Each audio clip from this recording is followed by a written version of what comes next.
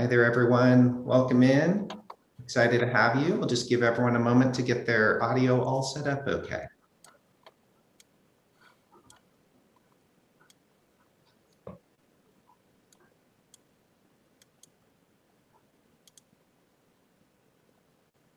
All right.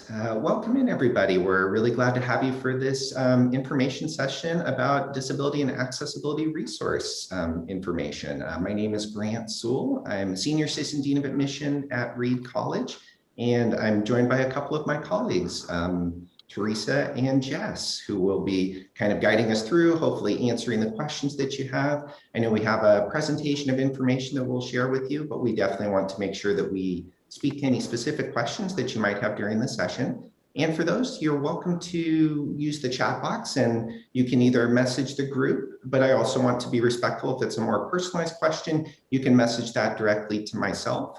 Again, Grant Sewell, Reed College, and I'll make sure to get that to our presenters.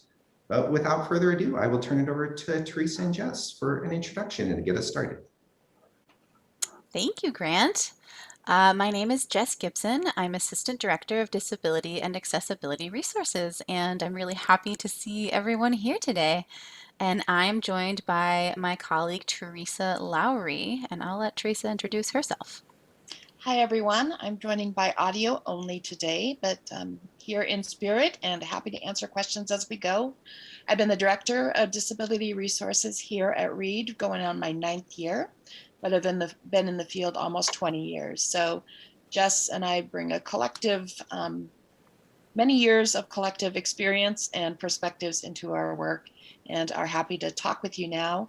I want to thank you for taking the time to join us because we truly believe any information we can get out in advance helps our students, helps our office, and helps you as parents making that transition for your students with disabilities. So thank you for taking the time today. All right, and I am going to be sharing my screen. We have a presentation, so hopefully that is visible to everyone now. Okay, thank you, Grant, for the thumbs up. So let's see, I'll go over an agenda so that you know what we're going to be covering today. For those of you who have just recently joined us, I just want to review questions. If you have questions, you're welcome to type them into the chat. If it's a question of a more sensitive nature, then you are welcome to send it via private message to Grant Sewell, our admissions counselor. And if your question is very particular to an individual student situation, perhaps not generalizable to the group, then you're welcome to email that to me or Theresa or set up a time to meet with us afterwards. We do ask that you please not include any private or sensitive student information in your questions without the permission of the student. So a name, a diagnosis, things like that. All right, so to move on here, all right, so Theresa Lowrie and me. So what we're going to review today is just kind of our office, what we are all about, what we do. How do students work with us to get accommodations in place?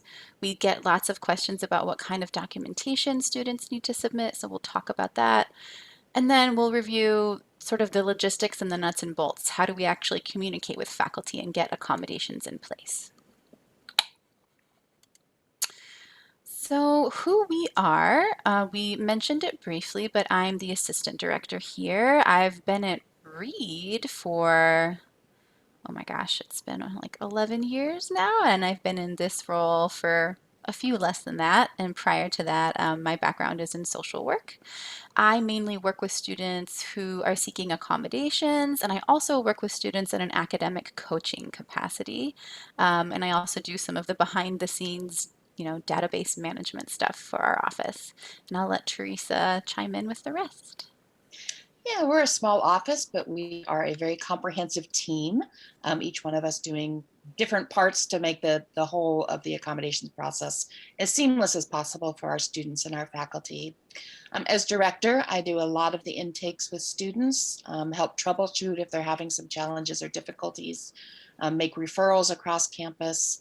I also work with faculty and do faculty trainings around working with students with learning differences or disabilities. We work with Res Life and a number of campus partners around ensuring accessible policies are in place, as well as practices as needed, helping them update policies, put accommodations into place, that sort of thing. I oversee the department, budget, administrative duties, that sort of thing. We really work a lot with our campus partners as well as our students to stress the importance of the mission of accessibility at Reed and to help increase awareness, increase knowledge, and increase accessible practices across campus. Josanne is not here today, but she is our accommodations coordinator, the third person of our team. She is really the person who helps with a lot of the nuts and bolts of putting accommodations into place. So she coordinates the note-taking program, helps faculty with reserving rooms and testing accommodations, helps students through the application process and documentation process, helping to communicate what's the next step, what do we still need, what do they need to do to make sure everything is in place. So hopefully we'll be in person in the fall and you'll get a chance to meet all of us in person. But Josanne, again, who's not here today, is the third person on our team. Thank you. Yeah, and as Theresa mentioned, a lot of what we do is focused on meeting students' individual accommodation needs, but we're also engaged in, larger campus conversations around access. And I would say inclusion and access, those two words are just the ones that come to mind when we think about what is the mission and what are we really all about. Accommodations are there really as a means to help a student have an experience where they are as engaged as possible, where they're able to participate as fully as possible in their experience at Reed, whether that's in their academic courses or housing or PE or other places. How many students request accommodations at Reed? At any given time, we have about 20% of the Reed student population formally registered with our office. That does not account for students who may also have a disability who are not registered with our office or are not seeking accommodations for any reason.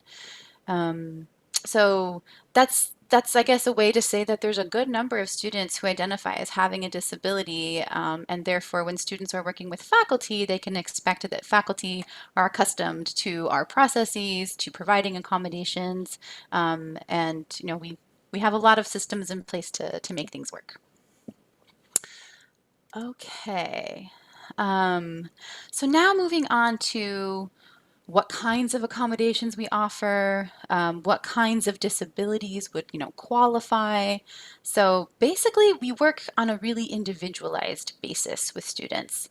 Um, if a student has a disability, a medical condition, so that could include a physical health condition, a chronic medical condition, could also include mental health, ADHD, learning disabilities, autism spectrum disorders, hearing, seeing, other sensory disabilities, really any disability or medical condition that is impacting the student in a significant way could be, a student who could be working with us to explore accommodations.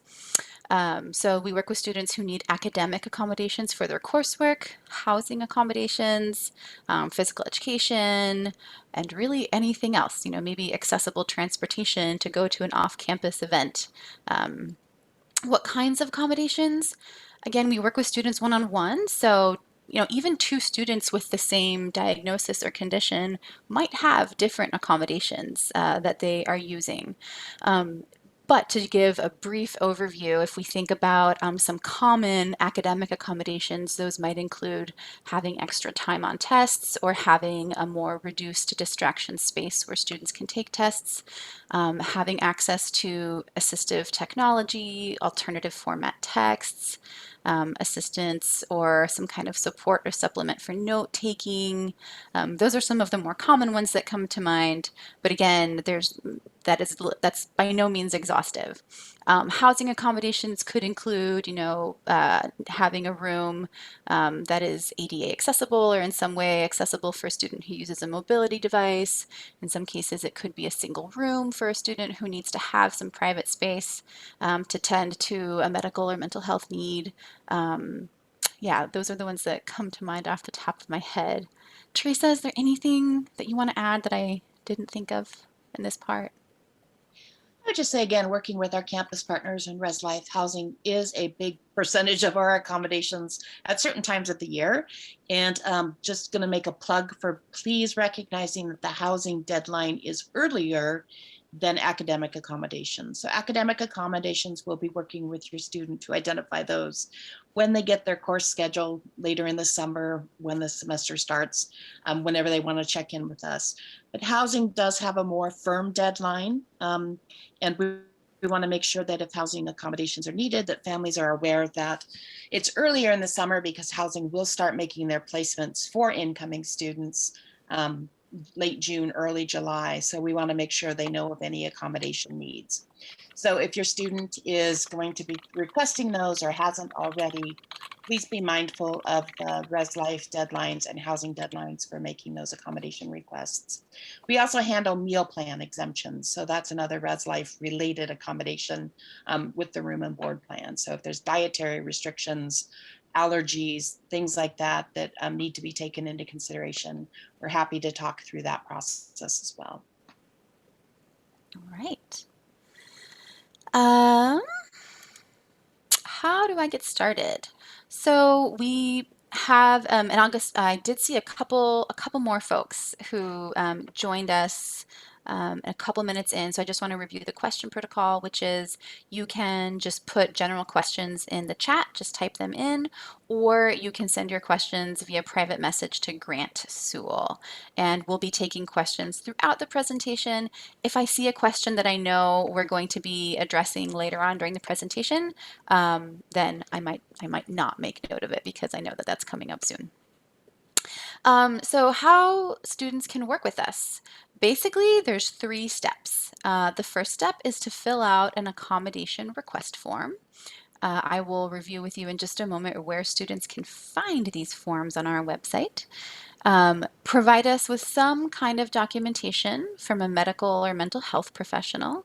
And again, I'll go over with you exactly what we need. And then for academic accommodations, we also invite students to meet with us for an intake meeting. This past year, those intake meetings were held via video or phone. This year, we're not sure. We'll for sure offer them via video and phone. We may also have some in-person intake meetings as well. So we'll go over each of these steps in a little more detail: the form, the documentation, the meeting. The form. So as Theresa mentioned, our process for housing accommodations and for academic accommodations is a little bit different. We have 2 different forms. If you go to our website, over here on the left, you'll notice a menu, and one of the options that you'll see is for incoming students. And this is the page that you'll see for incoming students. On the top right, you'll see that there's a few buttons: a red button that says request academic accommodations, a blue button that says request housing accommodations, and then like a brownish button that says schedule an appointment. So that red form and that blue form, the request accommodations, those are the ones that we ask students to fill out. Students also, by now, will have received access to an orientation webpage that lists a bunch of required forms.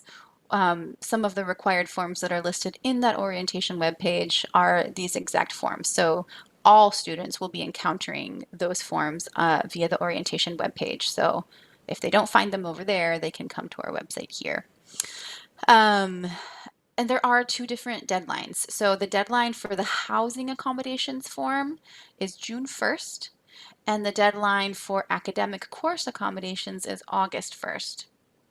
However, if students are going to be taking placement exams, and they will be using or they will be wanting testing accommodations for those placement exams, then we ask that they please fill out the academic accommodations request form by June 1st as well, just so that we can make sure that we get those academic accommodations in place in time for their placement exams, which happen in early June. For those of you who aren't quite sure what placement exams are, those are for certain courses, such as I would say mainly our math, physics, quantitative courses, as well as some of our language courses. If students aren't sure what level of course they should start into, they can take this placement exam, which will tell them you should start in a 100 or a 200 level course. So if students are going to be needing to use the testing accommodations for those placement exams, then we ask that they please fill out our academic form by June 1st. Otherwise, August 1st is fine. Okay, I'm going to pause here and just check in with Grant to see, have we received any questions that we can address so far? There was one question about housing accommodations, but I'm not sure if it might be touched on later in the presentation. It was in the general chat. Okay, let me see here. Housing accommodations. Oh, about documentation. Yes, great question. We will get to that in a couple slides here. Okay, so moving forward, here we are, medical documentation, the question that everyone wants to know. So yes, we do ask that students provide some kind of documentation prepared by a qualified provider, healthcare provider. So either a mental health or a medical provider. And we can accept either a letter from the medical or healthcare provider, or we do have a form. So some providers just say, I'd rather fill out a form. And so in which case we do have a form.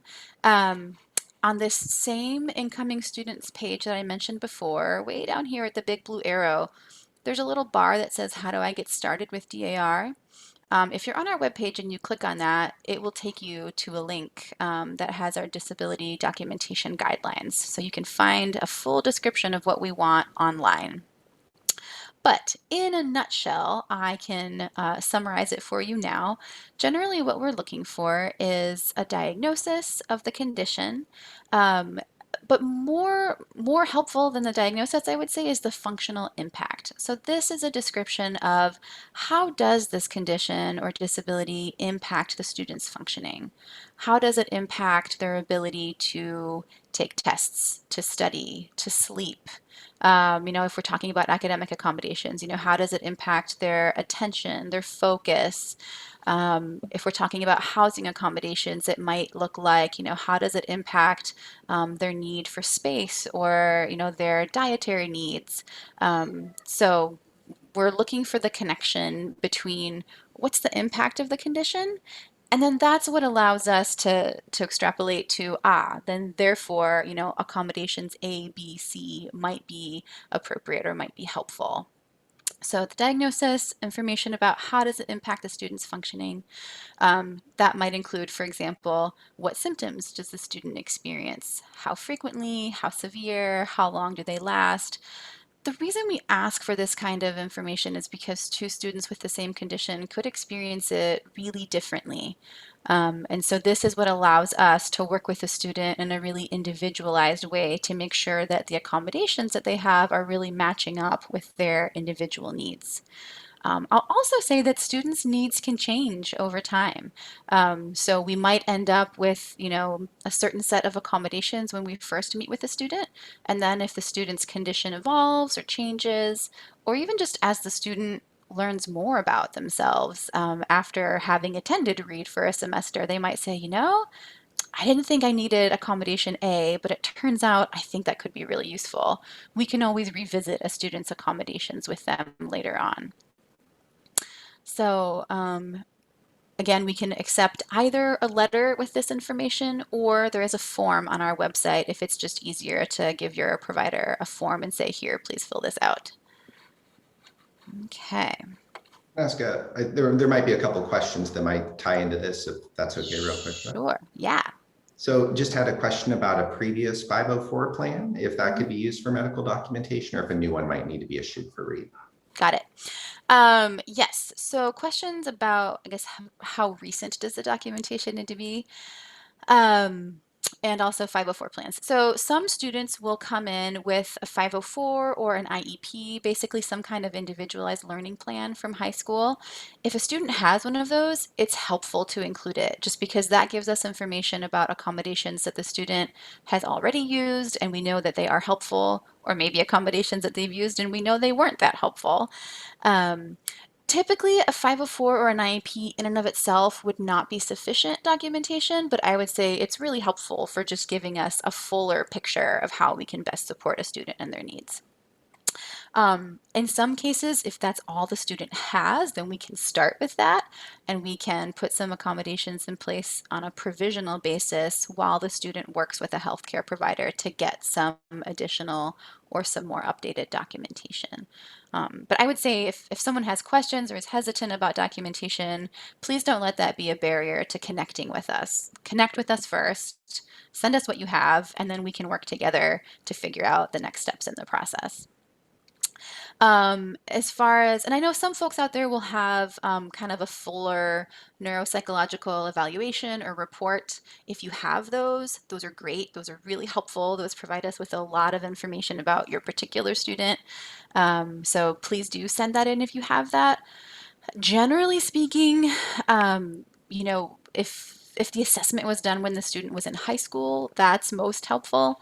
If it's from when the student was younger, sometimes it's like they were assessed when they were in third grade and there's no more recent evaluation since then. Um, we can sometimes put that together along with an IEP or 504 plan, perhaps some additional other information. So it may be possible, like I said, to put together a fuller picture, especially with the condition that is, I would say, fairly chronic or ongoing. Oops.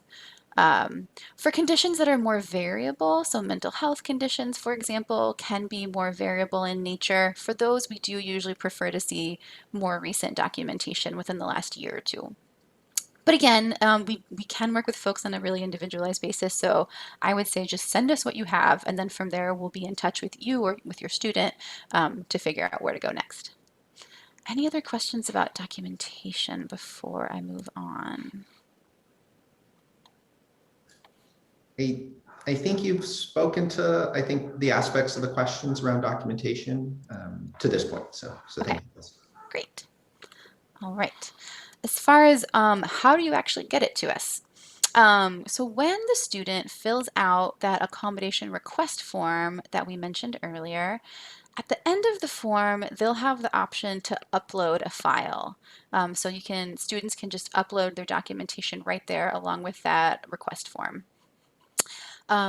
If the student has already filled out a request form and did not upload their documentation at that time, then they can just email it to us or fax it to us. Sometimes healthcare or mental health providers prefer to send or want to send their documentation directly to us. That's fine as well. Again, there's our email address, there's our fax.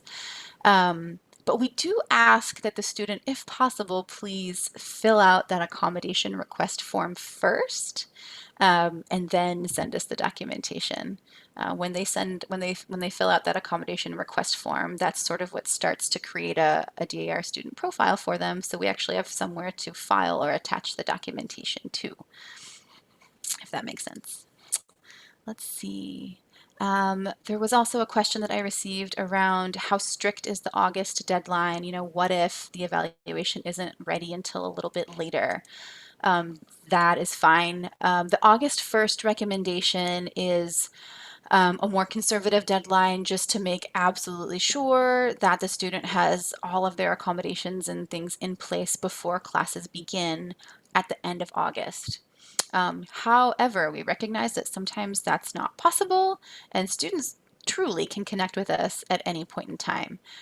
So if a student isn't able to connect with us until the first couple weeks of class, if their documentation won't be ready until a little bit later, that's fine. It just means we won't be able to put the students' accommodations in place until that time. So there might be a slight delay at the start of the semester.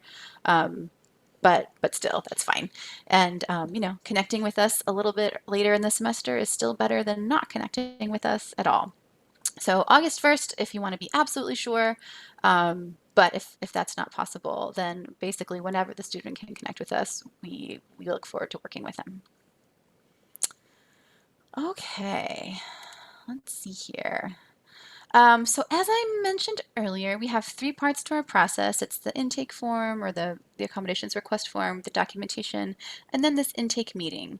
The intake meeting is really most important for students who are using academic course accommodations. So this is the meeting where we discuss a student's accommodation needs comprehensively. And, we take a look at what have you used before, if anything. Sometimes students arrive with a new diagnosis and have never used accommodations before, and that's fine too. We can guide students through some questions to think about how their condition has impacted them or how it might impact them at Reed, and we can put together an accommodation plan. And then we also review with the student the logistics of how do we actually get the accommodations in place? How do we notify your faculty? How do you use our website to manage your accommodations? We do all of that in our intake meeting. For students who are only requesting housing accommodations and are not currently interested in academic accommodations, we don't require an intake meeting sort of upfront. We just ask that students please fill out the form and send us their documentation. And oftentimes with just those pieces of information, we can go ahead and process the student's housing accommodations. Sometimes when we see the housing request form, we realize that it might be helpful for us to speak with the student just to get a better sense of what their needs are and what our housing options are, and just to make sure that the accommodations are going to be a good fit. So if we need an intake meeting for housing accommodations or for placement exams, then we will let the student know. Otherwise, no need to proactively schedule an intake meeting for those. For academic accommodations, though, we do ask that students meet with us, just because we do find that it's a little more involved, and we just want to make sure that students have all the information they need and have the accommodations that they need starting their year out with us. So for those intake meetings, they can happen anytime during the summer.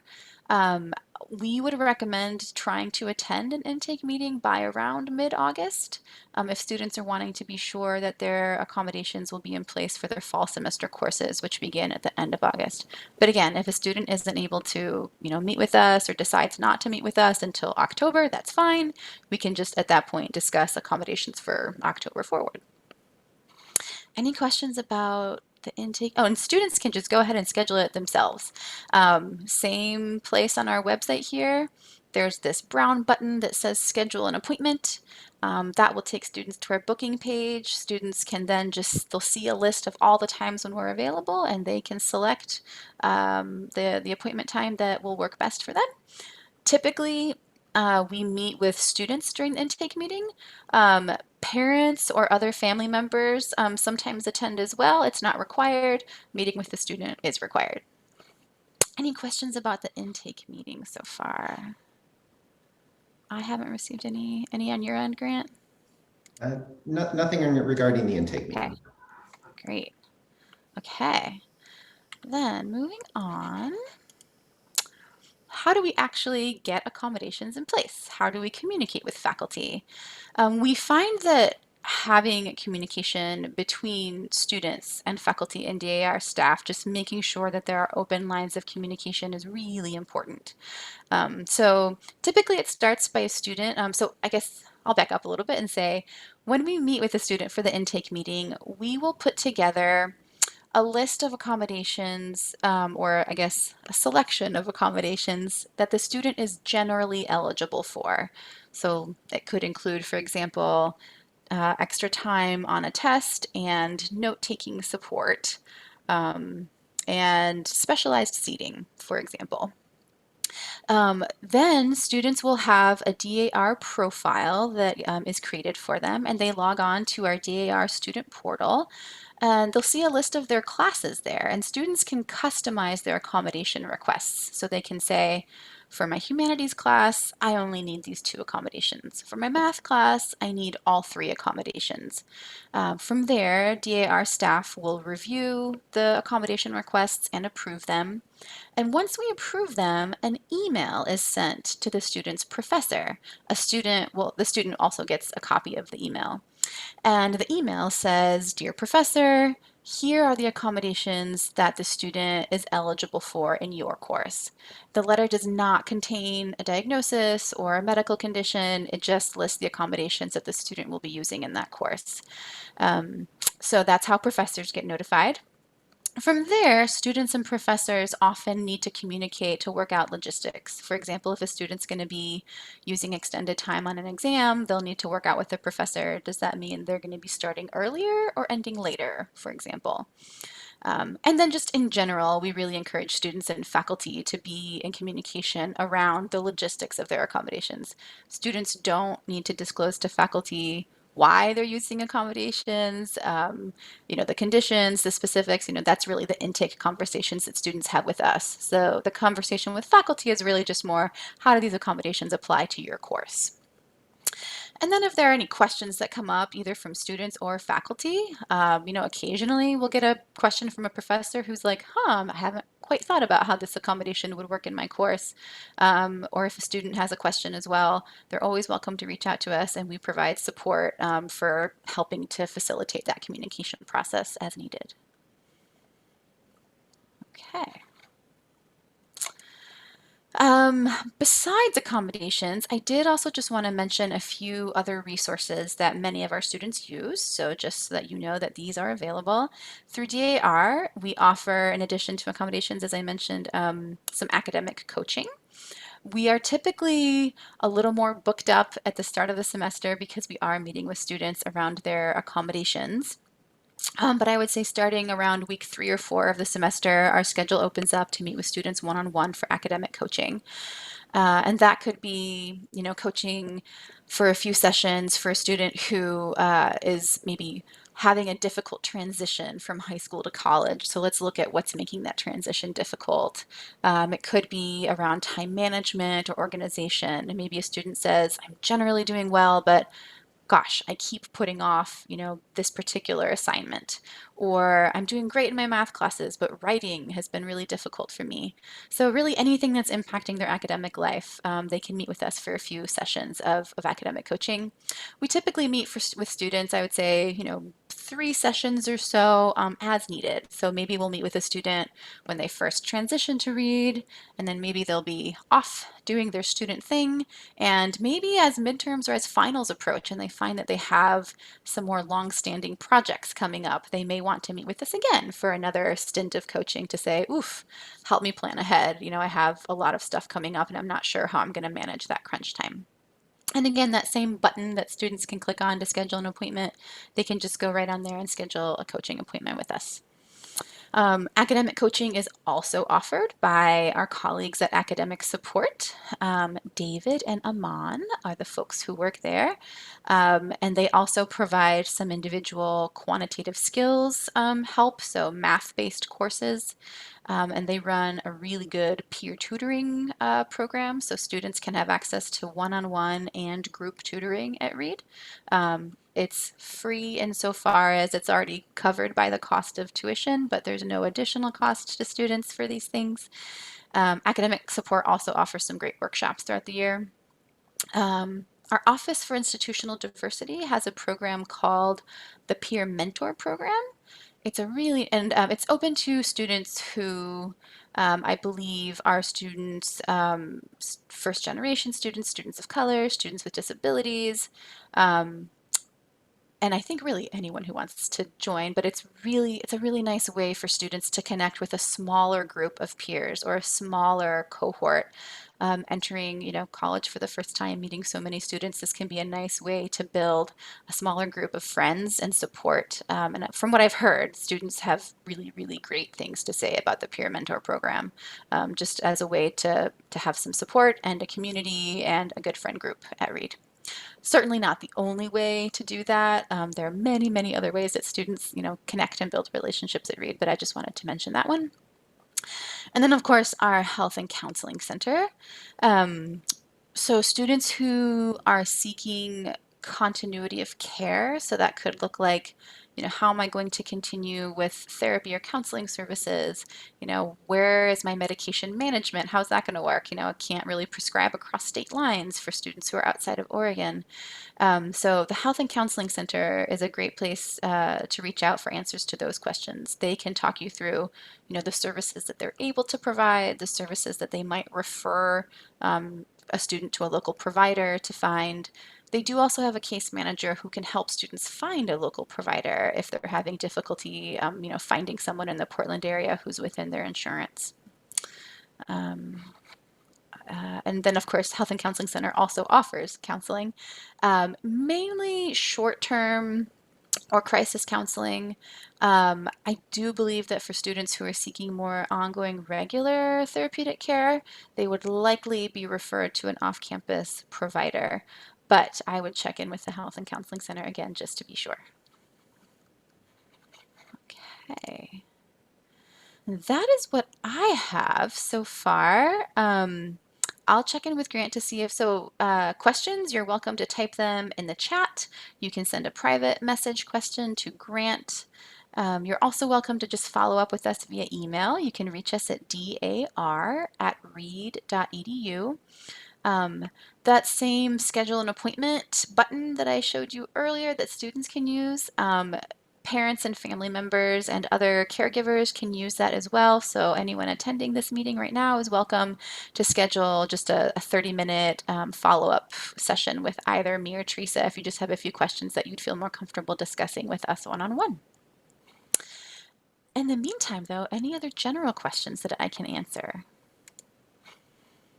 I would say, Jess, there's a question about intake meetings and just when those are typically available to start being scheduled. Mm-hmm.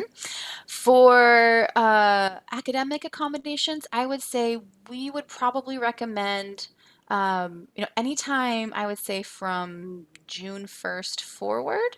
Sometimes students, it might be better to meet with us, I would say probably more like in July or August, just because the information will be fresher in the students' minds when they go to actually start using those accommodations in the fall. But really anytime after June 1st, I would say, for the academic accommodation intake meetings.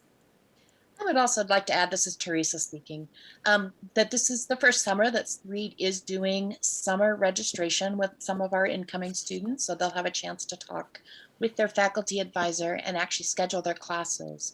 So it can be helpful on our end, as well as the students, to meet with us after they've registered for their classes.